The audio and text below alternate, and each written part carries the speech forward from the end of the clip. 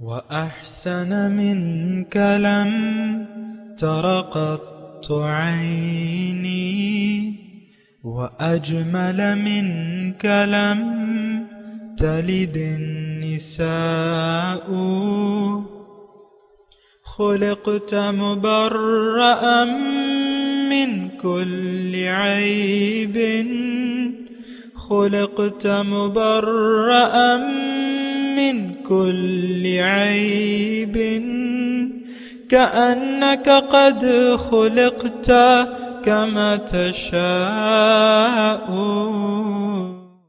كتاب أنزلناه إليك مبارك ليدبروا آياته وليتذكر أولو الألباب. یہ کتاب برکت والی ہے جسے ہم نے آپ کی طرف نازل فرمایا ہے تاکہ دانش مند لوگ اس کی آیتوں میں غور و فکر کریں اور نصیحت حاصل کریں. اللہم صلی علی سیدنا محمد معدن الجود والکرم وآلہ وسلم. استغفر اللہ الذی لا الہ الا هو الحی القیوم واتوب الیہ.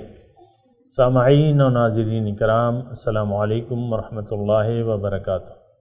سامعین کرام، سورہ حج آیت نمبر 41 آج کے سبق کا ایک ہی موضوع ہے، اور وہ یہ ہے کہ کیا ہم نے اپنے پیغمبر کے اسوہ حسنہ سے منہ موڑ رکھا ہے. اس کے ساتھ ہی آج کے سبق کا آغاز کرتے ہیں. سب سے پہلے گزشتہ سبق کا آموختہ ہوگا. الذين أخرجوا من ديارهم بغير حق إلا أن يقولوا ربنا الله ولولا دفع الله الناس بعضهم ببعض لهدمت صوامع وبيع وصلوات ومساجد يذكر فيها اسم الله كثيرا ولينصرن الله من ينصره ان اللہ لقوی عزیز. یہ وہ لوگ ہیں جو اپنے گھروں سے ناحق نکالے گئے صرف اس بنا پر کہ وہ کہتے تھے کہ ہمارا رب اللہ ہے، یعنی انہوں نے باطل کی فرما روائی تسلیم کرنے سے انکار کیا تھا. اور اگر اللہ انسانی طبقات میں سے بعض کو بعض کے ذریعے جہاد و انقلابی جد و جہد کی صورت میں ہٹاتا نہ رہتا تو خانقاہیں اور گرجے اور کلیسے اور مسجدیں یعنی تمام ادیان کے مذہبی مراکز اور عبادت گاہیں مسمار اور ویران کر دی جاتی، جن میں کثرت سے اللہ کے نام کا ذکر کیا جاتا ہے. اور جو شخص اللہ کے دین کی مدد کرتا ہے یقیناً اللہ اس کی مدد فرماتا ہے. بے شک اللہ ضرور بڑی قوت والا سب پر غالب ہے. گویا حق اور باطل کے تضاد و تصادم کے انقلابی عمل سے ہی حق کی بقا ممکن ہے. سامعین کرام، سورہ حج آیت نمبر 41. لفظی ترجمہ الذین ان مکناہم فی الارض، یہ وہ لوگ ہیں جن کو اگر ہم زمین میں اقتدار دیں اقاموا الصلاۃ، یہ نماز کا نظام قائم کریں گے، وآتوا الزکوٰۃ، اور زکوٰۃ دیں گے، وامروا بالمعروف، نیکی کا حکم دیں گے، نہوا عن المنکر، برائی سے روکیں گے، وللہ عاقبۃ الامور، اور تمام کاموں کا انجام اللہ کے پاس ہوتا ہے. سامعین کرام، گزشتہ سبق میں اللہ تعالیٰ نے مسلمانوں کو اجازت دی کہ آپ جنگ کی اجازت ہے، کافروں سے ٹکر لینے کی آپ کو اجازت ہے، اور آپ کا قصور کیا ہے سوائے اس کے کہ آپ نے یہ کہا ہے کہ اللہ ہمارا رب ہے، اور اے مسلمانوں ان سے جنگ کرو اور میں ضرور تم میرے دین کے لیے غلبے کے لیے کوشش کر رہے ہو، میں ضرور تمہاری مدد کروں گا۔ وَلَيَنْصُرَنَّ اللَّهُ مَن يَنْصُرُهُ إِنَّ اللَّهَ لَقَوِيٌّ عَزِيزٌ، اور کیوں نہ کروں، اللہ تعالیٰ بہت طاقتور ہے، زبردست ہے۔ اچھا، اب اقتدار مل گیا لوگوں کو، اللہ تعالیٰ نے اپنے بندوں کی مدد کی اور ان کو اقتدار مل گیا، تو ان کا کام، ان کے لیے اس کا منشور کیا ہے، یہ کیا کریں گے؟ مملکت میں سب سے پہلے کرنے کے جو کام ہیں ان کی طرف اللہ تعالیٰ اشارہ فرما رہے ہیں، اِن مَّكَّنَّاهُمْ فِي الْأَرْضِ أَقَامُوا الصَّلَاةَ، کہ اگر میں ان کو اقتدار دوں تو یہ نماز کا ایک نظام قائم کریں گے۔ نماز کا ایک نظام ہوتا ہے، یہ ایک اجتماعی عبادت ہے سامعین کرام۔ نماز کے لیے مساجد ہوتی ہیں سامعین کرام، مساجد میں لوگ اکٹھے ہو کے جو ہے نماز پڑھتے ہیں۔ اس پہ ابھی اتنی تفصیل میں نہیں کر رہا، لیکن نماز کا ایک نظام ہے، 5 وقت کی نماز جو ہے، ان الصلاۃ کانت علی المؤمنین کتابا موقوتا، اپنے اپنے وقت پہ نماز جو ہے وہ فرض ہے۔ تو نماز کا نظام جو ہے سامعین کرام، بنیادی طور پہ آپ تھوڑا سا جلدی نہ کریں کہ میں جلدی سے آگے بڑھ جاؤں، لیکن آپ سوچیں، دیکھیں انسان کا مقصد کیا ہے؟ انسان کا مقصد یہ ہے کہ دنیا میں رہ کے یہ اب جدوجہد کرے، محنت کرے، یہ روحانی طور پہ اپنے آپ کو مضبوط کرے اور اللہ تعالیٰ کی ملاقات کے لیے تیاری کرے۔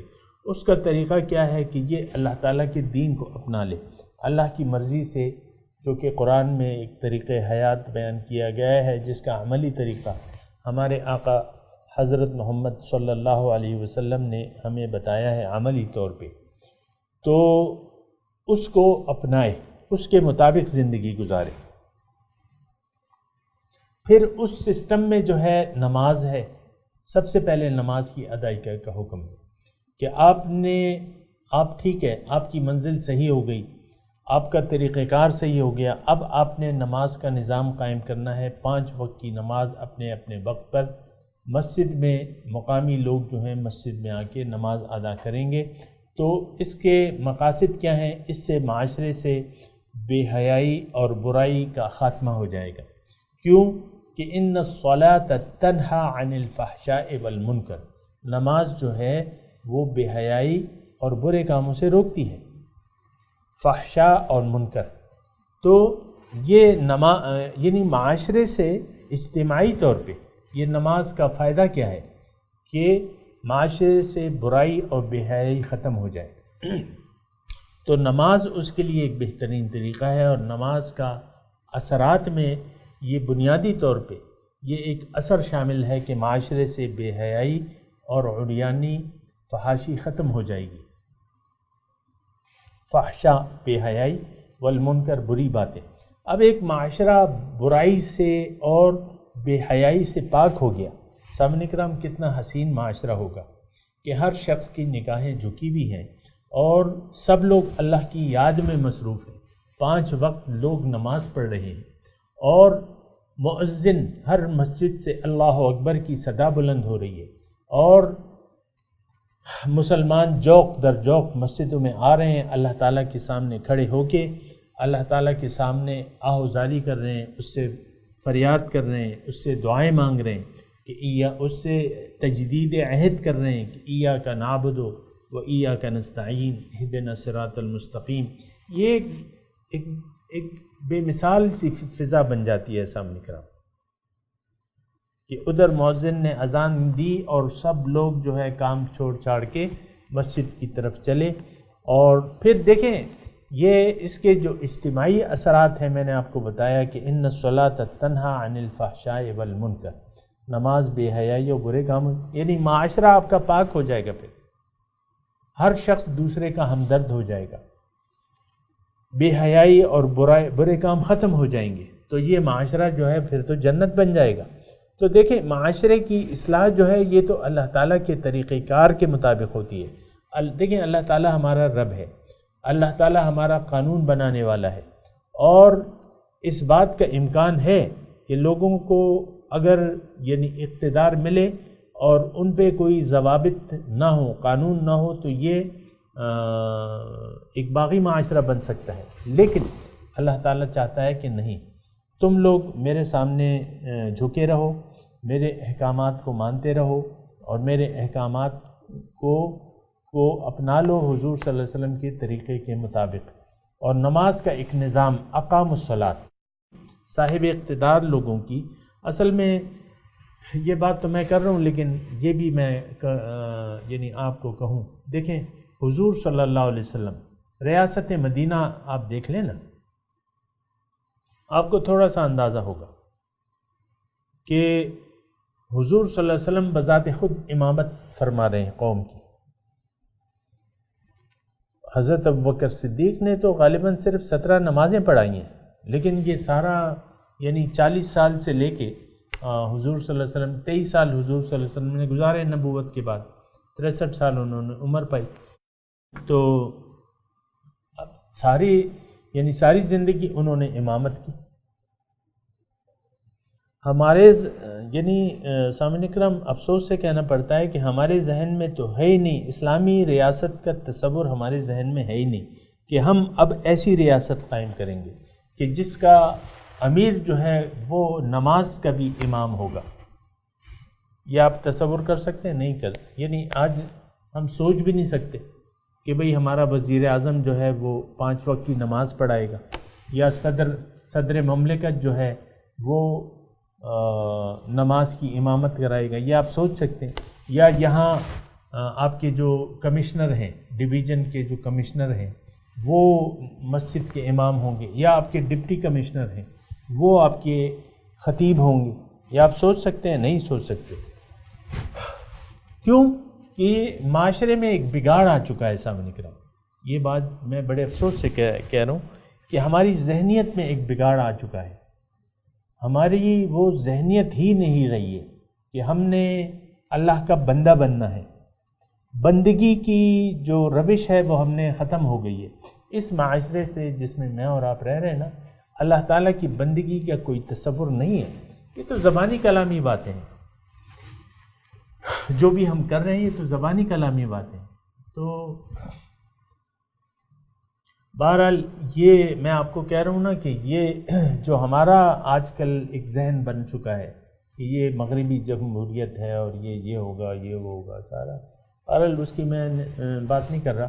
اقام الصلاۃ، سب سے پہلے نماز کا نظام قائم کرنا ہوگا. یعنی جن لوگوں کو، یعنی صالحین کی ایک جماعت کو اللہ تعالیٰ اگر اقتدار دے دے تو پھر ان کو نماز کا ایک نظام قائم کرنا ہوگا. خود جماعت مسلمین کا سربراہ جو ہے وہ امام ہوگا.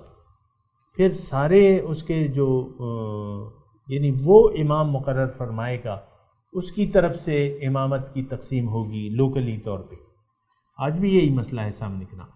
آپ کا جمعے کا جو امامت ہے وہ بھی آپ کا جو مسلمانوں کا امیر جو ہے یعنی ڈپٹی کمشنر وہ امامت کرائے گا، یا جو بھی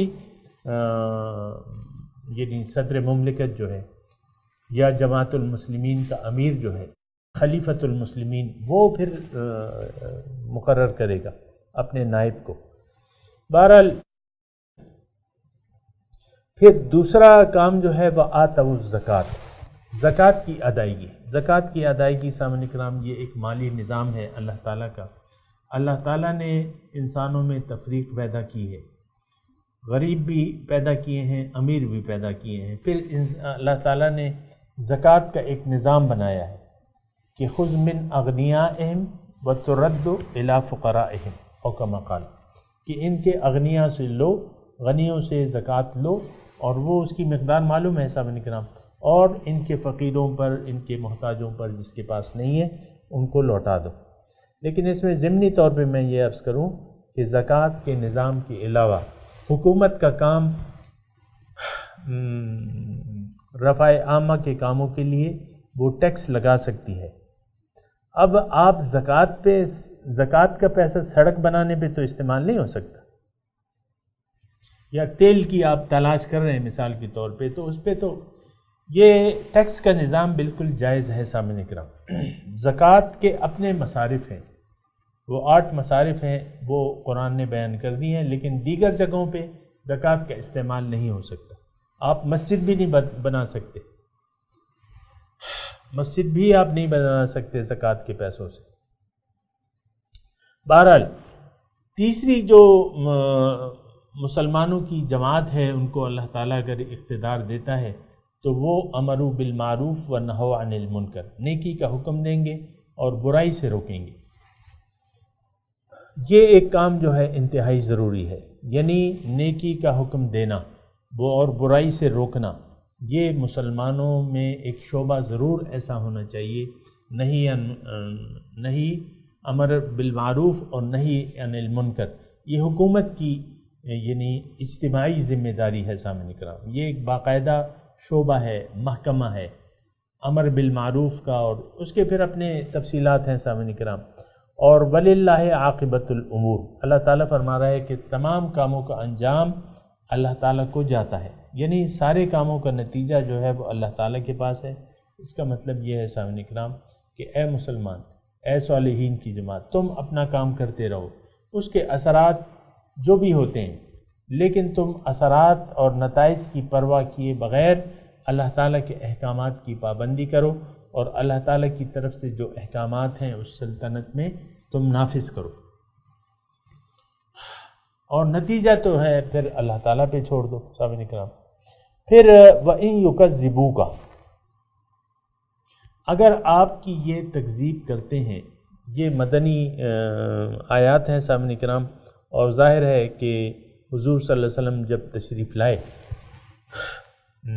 مدینے تو ظاہر ہے کہ کس وجہ سے لائے، کہ جو مقامی لوگ تھے مکے کے انہوں نے انکار کر دیا تھا، ان کی اکثریت نے، بلکہ مقابلے کی ٹھالنی تھی، بلکہ مظالم کا شکار بنا رہے تھے مسلمانوں کو اور تکذیب کر رہے تھے۔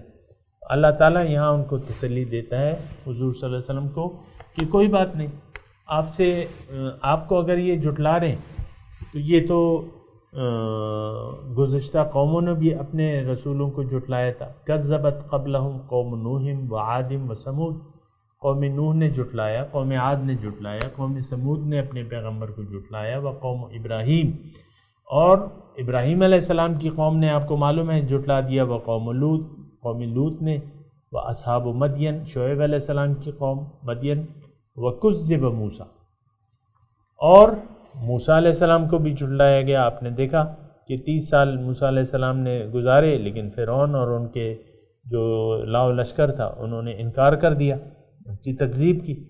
فَأَمْلَيْتُ لِلْكَافِرِينَ، بس میں نے مہلت دی کافروں کو، لیکن پھر ان کو میں نے پکڑ کی۔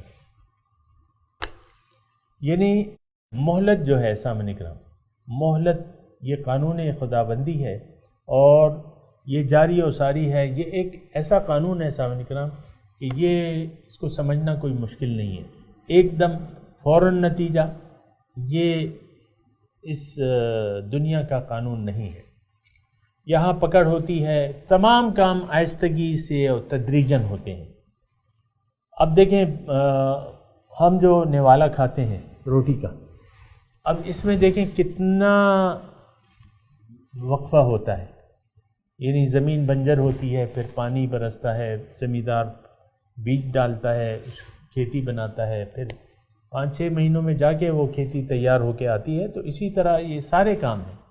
بچہ جو ہے آپ نے ڈال دیا، مثال کے طور پہ بچے نے میٹرک پاس کر لی، آپ اسے ڈاکٹر بنانا چاہتے ہیں، ایک دم تو نہیں بنے گا، ہر کام میں تدریج ہوتی ہے۔ اسلام کا نفاذ اللہ تعالیٰ نے تدریجاً کیا ہے۔ احکامات آپ دیکھیں، 13 سال مکی زندگی میں احکامات نہیں تھے، پھر 13 سال بعد جب جماعت بنی تو پھر احکامات آئے ہیں سامنے کرام، اور پھر تقریباً یہ الیوم اکملت لکم دینکم، اس میں بھی پھر وقفہ لگا ہے سامنے کرام دین کے مکمل ہونے میں۔ اسی طرح حق و باطل کی کشمکش میں باطل کو مہلت دی جاتی ہے سامنے کرام، یہ اللہ کا روایت ہے، قانون ہے، ایک دم پکڑ نہیں ہوتی۔ املیت للکافرین، لیکن ثم اخذتہم، پھر میں نے ان کی پکڑ کی۔ اب نوح علیہ السلام کی قوم کو اللہ تعالیٰ نے 650 سال مہلت دی، لیکن پھر آخر پکڑ ہو گئی نا ان کی۔ موسیٰ علیہ السلام 30 سال رہے، لیکن پھر ان کی لو لشکر کی سمیت اس کو غرق کر دیا گیا فرعون کو۔ اسی طرح حضور صلی اللہ علیہ وسلم 13 سال یہاں، پھر 8 سال ہجرت کے 8ویں سال ان کی مہلت ختم ہو گئی اور مکے کو اللہ تعالیٰ نے حضور کے قبضے میں دے دیا۔ تو یعنی حق کا ایک دم کسی کی بات مان لینا یہ بھی نہیں ہوتا، پھر ایک دم حق کی اگر جھٹلایا جائے تو ایک دم اس پہ عذاب، یہ بھی نہیں ہوتا، یہ بھی قانون نہیں ہے، ڈھیل دیتا ہے اللہ تعالیٰ کا، تو ڈھیل کا قانون ہے سامعین کرام۔ اس میں صرف یہ تھوڑا سا نقطہ ہے سامعین کرام کہ اگر کسی کو اللہ تعالیٰ ہمیشہ ڈھیل کا قانون چونکہ موجود ہے، لیکن بعض لوگ اس سے ناجائز فائدہ اٹھاتے ہیں، ایک دم پکڑ نہیں کرتا اللہ تعالیٰ، مہلت دیتا چلا جاتا ہے۔ پھر اس میں ہوتا یہ ہے کہ یعنی اس مہلت کی وجہ سے انسان غلط فائدہ اٹھاتا ہے، آہستہ آہستہ وہ گناہوں کی دھول جو ہے وہ اٹتی رہتی ہے دل پہ، اور دل جو ہے وہ زنگ لیتا رہتا ہے، یہاں تک کہ دل بالکل مکمل زنگ آلود ہو جاتا ہے۔ ابھی اس کا مضمون آئے گا سامنے کرام، فَإِنَّهَا لَا تَعْمَى الْأَبْصَارُ وَلَكِنْ تَعْمَى الْقُلُوبُ الَّتِي فِي الصُّدُورِ، یہ بھی مضمون آ رہا ہے آگے۔ تو مہلت کا یہ جملہ ذرا توجہ سنیں، اگر آپ کو مہلت دی جا رہی ہے، اہل حق آپ کو نصیحت کر رہے ہیں، آپ نہیں مان رہے، اور پھر آپ کو رزق بھی دیا جا رہا ہے، ساری آپ کو ظاہری جو مراعات ہیں وہ اللہ تعالیٰ دے رہا ہے، اور آپ کہتے ہیں یہ تو ایسی لگا ہوا ہے، مثال کے طور پر یہ تو ایسی لگا ہوا ہے، اور یہ پرانے قصے ہیں اور یہ ہے اور وہ ہے، لیکن عذاب الا فی الفتنۃ سقطوا، یہ تو فتنے میں پڑے ہوئے ہیں۔ انسان دیکھیں حق سے انکار کے بعد ایک فتنے، ایک آزمائش میں پڑ جاتا ہے، اگر وہ حق پہ انکار کا رویہ مسلسل جاری رکھتا ہے تو اس کے دل پہ اس کے اثرات مرتب ہوتے رہتے ہیں، یہ میں نے آپ کو بیان کیا ہے سامنے کرام، دل پہ اثرات یہاں تک کہ دل جو ہے اس پہ مہر لگا دی جاتی ہے۔ تو اس مہلت سے، اللہ تعالیٰ کی مہلت سے ناجائز فائدہ نہیں اٹھانا چاہیے، بالکل غافل نہیں ہو جانا چاہیے، محتاط رہنا چاہیے۔ اللہ تعالیٰ کے یہاں دیر ہے، اندھیر نہیں ہے، اور پکڑ اس کی بہت سخت ہے۔ ثم اخذتهم فكيف كان نکیر، نکیر کہتے ہیں انکار کو، کیا ہوا انکار کا انجام، فكيف كان نکیر۔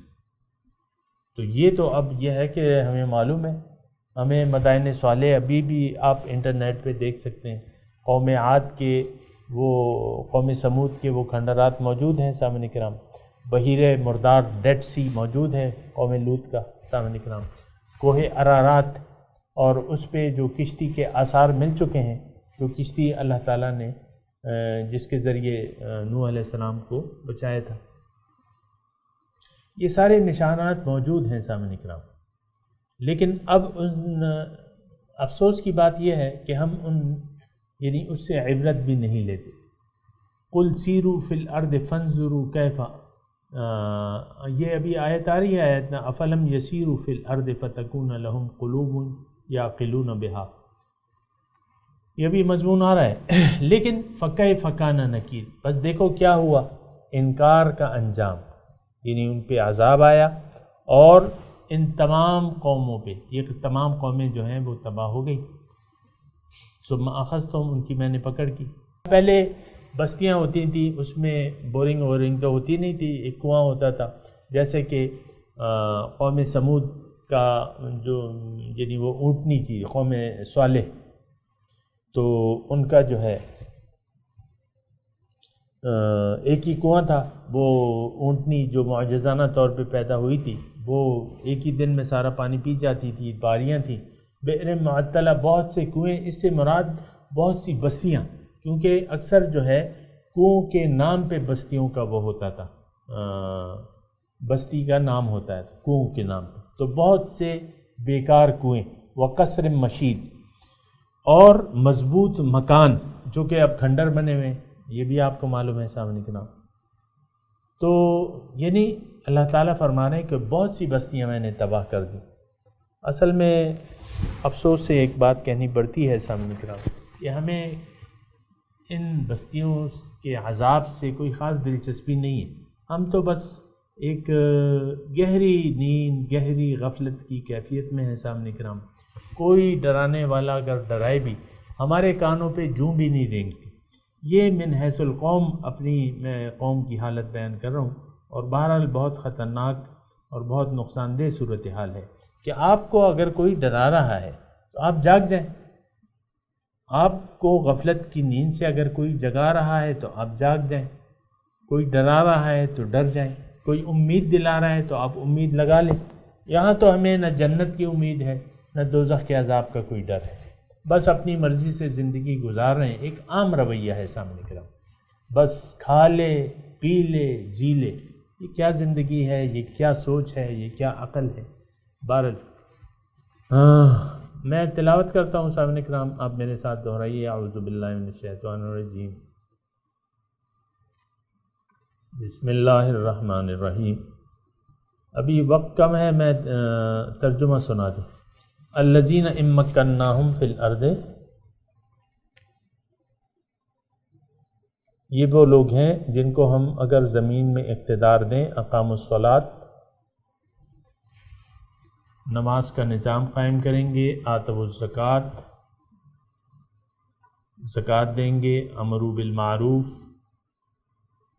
نیکی کا حکم دیں گے، نہوا عن المنکر، برائی سے روکیں گے، وللہ عاقبۃ الامور، اور تمام کاموں کا انجام اللہ تعالیٰ ہی کو حاصل ہے. وَإِن يُكَذِّبُوكَ، اگر یہ آپ کو جھٹلاتے ہیں، فقد کذبت قبلہم قوم نوح، بس جھٹلایا گیا ہے آپ سے پہلے قوم نوح نے اپنے پیغمبر کو، وعاد و سمود، قوم عاد نے، قوم سمود نے، وقوم ابراہیم، ابراہیم علیہ السلام کی قوم نے، وقوم لوط، لوط علیہ السلام کی قوم نے، واصحاب مدین، اور اصحاب مدین یعنی شعیب علیہ السلام کی قوم نے، وکذب موسیٰ، اور جھٹلایا گیا موسیٰ کو، فَأَمْلَيْتُ لِلْكَافِرِينَ، پس میں نے ڈھیل دی کافروں کو، ثم اخذتہم، پھر میں نے ان کی پکڑ کر لی، فکیف کان نکیر، پس کیسا ہوا ان کے انکار کا انجام. فکأی من قریۃ، پس بہت سی بستیاں، اہلکناہا، ان کو ہم نے ہلاک کر دیا، وہی ظالمۃ، اور وہ ظالم تھیں، فہی خاویۃ علی عروشہا، تو وہ گر گئیں اپنے چھتوں پر، یعنی چھتیں نیچے آ گئیں. وبئر معطلہ، اور بہت سے کنویں بیکار، وقصر مشید، اور مضبوط قلعے، یعنی وہ کھنڈرات بن گئے. سامعین کرام، اس کے ساتھ آج کے سبق کی تلاوت اور ترجمہ سنتے ہیں. الذين إن مكناهم في الأرض أقاموا الصلاة وآتوا الزكاة وأمروا بالمعروف ونهوا عن المنكر ولله عاقبة الأمور. Those who, when we empower them in the land, observe the prayer and give regular charity and command what is right and forbid what is wrong, to God belongs the outcome of events. وَإِن يُكَذِّبُوكَ فَقَدْ كَذَّبَتْ قَبْلَهُمْ قَوْمُ نُوحٍ وَعَادٌ وَثَمُودَ. If they deny you, before them the people of Noah and Ad and Thamud also denied. وَقَوْمُ إِبْرَاهِيمَ وَقَوْمُ لُوطٍ. And the people of Abraham and the people of Lot. وَأَصْحَابُ مَدْيَنَ وَكُذِّبَ مُوسَى فَأَمْلَيْتُ لِلْكَافِرِينَ ثُمَّ أَخَذْتُهُمْ فَكَيْفَ كَانَ نَكِيرِ. and the inhabitants of Midian. And Moses was denied. Then I reproved those who disbelieved, but then I seized them. So how was my rejection? فكأي من قرية أهلكناها وهي ظالمة فهي خاوية على عروشها وبئر معطلة وقصر مشيد. How many a town have we destroyed while it was doing wrong? They lie in ruins, with still wells, and lofty mansions.